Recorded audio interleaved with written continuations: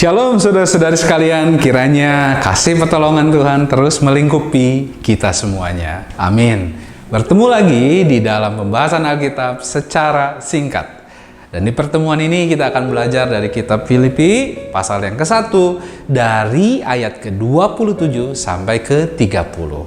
Perikop ini diberi judul oleh Lembaga Alkitab Indonesia adalah Nasihat supaya tetap berjuang. Nah, saudara-saudari sekalian, di dalam Kisah Para Rasul 16 ayat 22 sampai 23 dikatakan bahwa ketika Paulus dan Silas di Filipi, mereka ditangkap, mereka didera dan dilemparkan ke dalam penjara.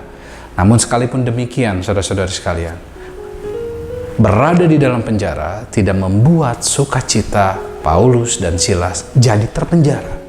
Paulus dan Silas tetap bernyanyi hingga dikatakan sendi-sendi penjara itu bergoyang dan kepala penjara menjadi bertobat, dibaptiskan, bahkan bersama seluruh keluarganya.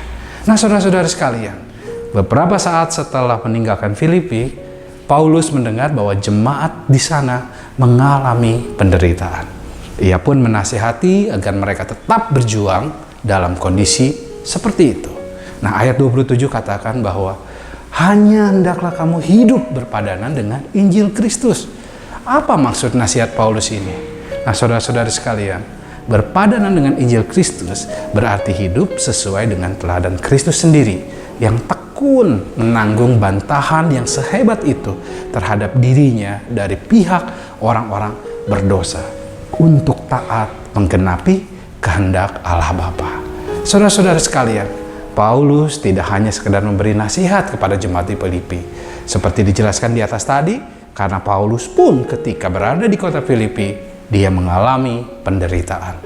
Namun dia tetap berjuang, yaitu seperti nasihatnya, hidup berpadanan dengan Injil Kristus. Nah, saudara-saudara, seperti di jemaat Filipi, kita pun mungkin mengalami penderitaan ataupun kesulitan sebagai konsekuensi dari iman kita kepada Kristus. Namun mari mengingat nasihat Paulus ini, karena bagi orang yang tidak mengenal Kristus, ini mungkin merupakan tanda kebinasaan. Tapi bagi kita, ini adalah tanda keselamatan yang datangnya dari Allah. Mari kita semakin menyadari bahwa kita dikaruniakan bukan hanya untuk percaya kepada Kristus, melainkan juga untuk setia menderita bagi Kristus. Dengan pemahaman ini, saudara-saudara sekalian, kita tidak akan kecewa dan kita tidak akan putus asa saat penderitaan atau penganiayaan menimpa kita.